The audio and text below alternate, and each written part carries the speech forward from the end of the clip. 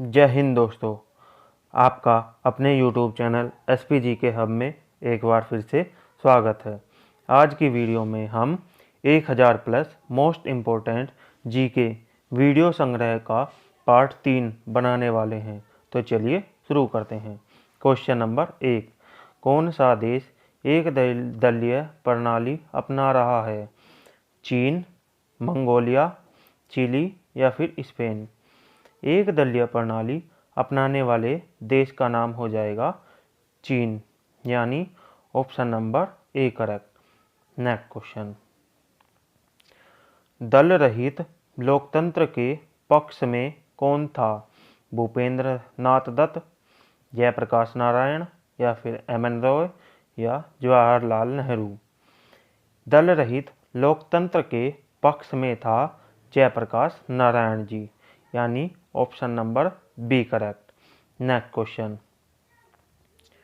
निम्नलिखित में से क्या स्वतंत्रता और स्वाधीनता में बाधक है? निजीकरण, विकेंद्रीकरण, केंद्रीयकरण या फिर राष्ट्रीयकरण? स्वतंत्रता और स्वाधीनता में बाधक है केंद्रीयकरण, यानी option number C correct. Next question, Lokpal का विचार कहाँ से लिया गया है? ब्रिटेन से, अमेरिका से, जर्मनी से या फिर स्वीडन से? लोकपाल का विचार लिया गया है स्वीडन से, यानी option number D correct. Next question, अंतर्राष्ट्रीय न्यायालय में न्यायाधीशों की संख्या है 11, 18, 15 या फिर 20? अंतर्राष्ट्रीय न्यायालय में न्यायाधीशों की संख्या है हमारी 15, यानी option number C correct. Next question, वह कौन सा राज्य है जिसने परिसीमन के दौरान मतदान कराया? आंध्र प्रदेश, कर्नाटक, तमिलनाडु या फिर केरल? परिसीमन के दौरान मतदान कराने वाला राज्य है कर्नाटक, यानी option number B correct. Next question, अल्पसंख्यक के लिए राष्ट्रीय आयोग किस वर्ष बनाया गया? 1992, 1980, 1989 या फिर 2000? अल्पसंख्यक के लिए राष्ट्रीय आयोग बनाया गया था 1992 में, यानी option number A correct. Next question, ओ सम्मान्य लोकतंत्र मुझे तुझसे प्यार है, यह कथन किसका है? जयप्रकाश नारायण, कारपेंटर, अप्पादोराई या फिर गांधी जी? ओह सम्मान्य लोकतंत्र मुझे तुझसे प्यार है, यह कथन था कारपेंटर का, यानी option number B correct. Next question, आदर्शवाद का जनक किसे माना जाता है? Gandhi ji, Green, George Bush या फिर प्लेटो? आदर्शवाद का जनक माना जाता है प्लेटो को, यानी option number D correct. Next question,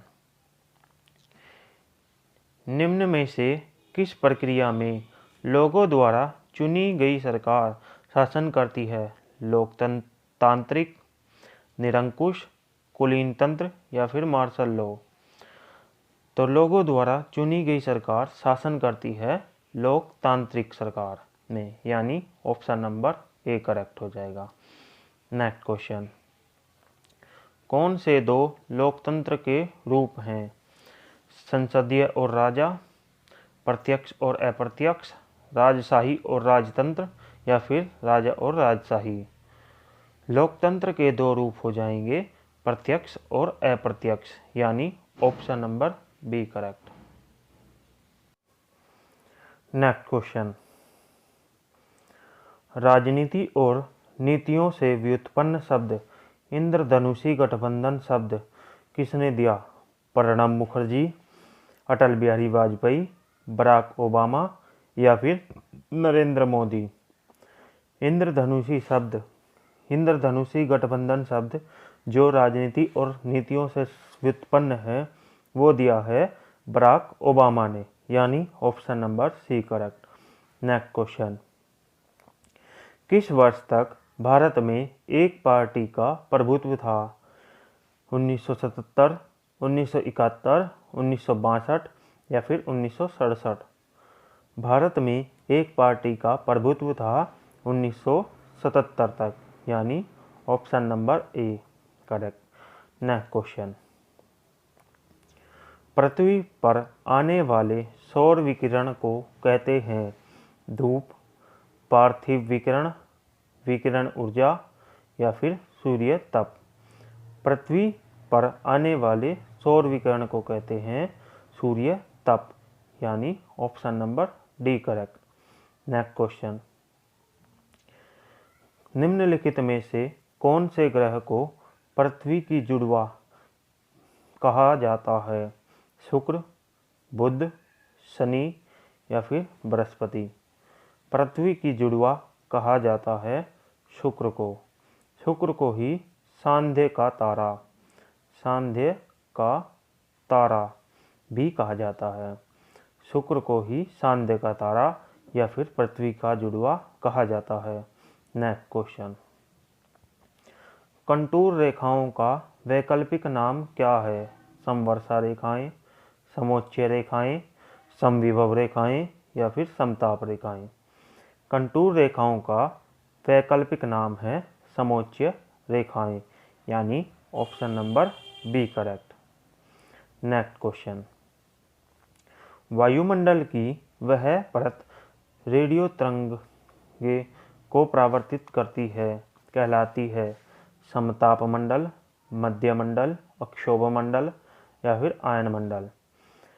वायुमंडल की वह परत जो रेडियो तरंगों को परिवर्तित करती है वो है आयन मंडल, यानी option number D correct. Next question, great barrier reef निम्नलिखित में से किस में स्थित है? कोरल समुद्र, सोलोमन समुद्र, आराफूरा समुद्र या फिर बिस्मार्क समुद्र। ग्रेट बैरियर रीफ वो स्थित है कोरल समुद्र में, यानी option number A correct. Next question, दो समुद्री भागों को जोड़ने वाले पानी के संकीर्ण विस्तार को कहते हैं खाड़ी, जलडमरू मध्य, स्थल संयोजक या फिर प्रायद्वीप। दो समुद्री भागों को जोड़ने वाले पानी के संकीर्ण भाग को कहते हैं जलडमरू मध्य, यानी ऑप्शन नंबर बी करेक्ट हो जाएगा। नेक्स्ट क्वेश्चन, विशालतम महासागर है प्रशांत या पैसिफिक महासागर, उत्तर ध्रुवीय या आर्कटिक महासागर, अटलांटिक महासागर या हिंद महासागर। तो विशालतम महासागर है प्रशांत या पैसिफिक महासागर, यानी ऑप्शन नंबर ए करेक्ट हो जाएगा। तो आज के लिए इतना ही। आई होप आपको ये वीडियो अच्छी लगी है। अगर ये वीडियो आपको अच्छी लगी हो तो वीडियो को लाइक करें, अपने सभी दोस्तों के साथ शेयर करें और चैनल को सब्सक्राइब करें। और इसका PDF पाने के लिए हमारे टेलीग्राम चैनल SPGK हब को ज्वाइन करें। जय हिंद।